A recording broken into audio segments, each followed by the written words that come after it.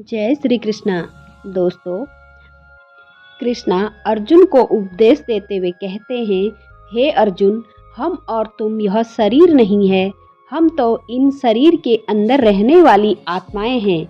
यह शरीर तो केवल हमारे रथ हैं, हम उसके स्वामी हैं। रथ के टूटने से स्वामी नहीं टूट जाता, उसी प्रकार शरीर के सुख और दुख आत्मा को सुखी या दुखी नहीं करते। यदि हम आत्मा है तो फिर यह सुख दुख का आभास हमारी आत्मा को क्यों होता है? यह सुख दुख का आभास आत्मा को नहीं होता, केवल शरीर को होता है। तो फिर आत्मा को क्या होता है? आत्मा को कुछ नहीं होता है, क्योंकि यह होना ना होना, सुख दुख, सर्दी गर्मी, यह सब प्रकृति के नियम हैं। आत्मा तो अविनाशी है, परमात्मा का अंश है, इसलिए आत्मा प्रकृति के सीमा से बाहर है। आत्मा अंचित है, मानवीय है, चेतना के चिंतन के घेरे में नहीं आती है।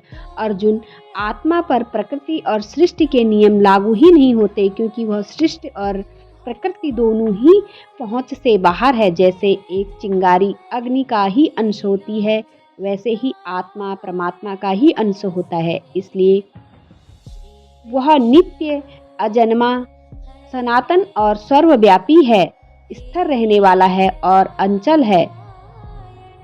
हे पार्थ, आत्मा को ना कोई शस्त्र काट सकता है, ना उसे अग्नि जला सकती है, उसको जल नहीं गला सकता, ना उसे वायु ही सुखा सकती है। हे अर्जुन, यह सब समझकर तुम्हें ना किसी के मरने का शोक मनाना चाहिए और ना ही किसी के ना मरने की खुशी का प्रदर्शन करना चाहिए।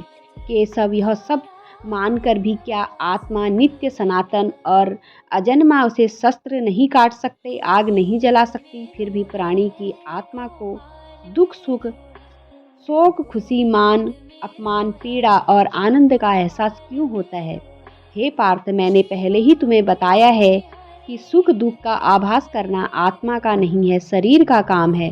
परंतु केशव, शरीर को दुख या पीड़ा तभी होती है जब शरीर को कोई चोट लग जाए या उसको कोई अंग कट जाए, जैसे शरीर आग में जल जाए, उससे जो पीड़ा होती है वह तो शरीर की पीड़ा है। परंतु मान हानि होने से जो दुख होता है या मान होने से जो आनंद आता है, उसमें तो शरीर का कोई चोट नहीं पहुंचती है।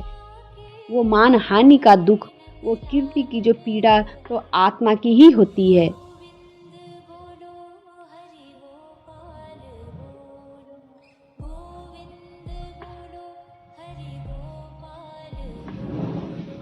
अर्जुन, ये कीर्ति अपकीर्ति, मान अपमान, लाभ हानि, ये जीतने के आनंद अथवा हारने की पीड़ा, यह भी आत्मा को नहीं होती है।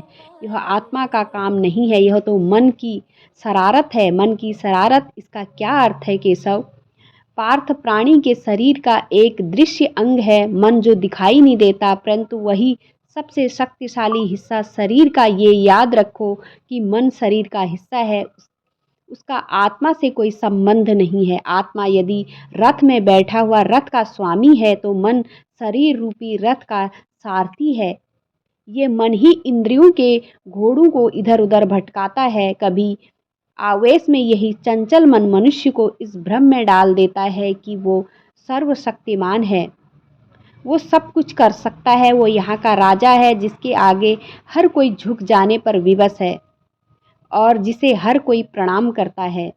जिस तरह दीपक की बाती को दीपक तले छुपा अंधेरा दिखाई नहीं देता, उसी तरह जवानी को उसके पीछे छुपा बुढ़ापा और कमजोरी दिखाई नहीं देती। परंतु जब शरीर के दीपक में यवन शक्ति का घी जल जल कर समाप्त होने लगता है और दीपक तले छुपा अंधेरा बढ़ने लगता है, तो मनुष्य घबरा कर चिल्लाने लगता है, मैं बीमार हूँ। यह रोने का नाटक भी मन ही करता है।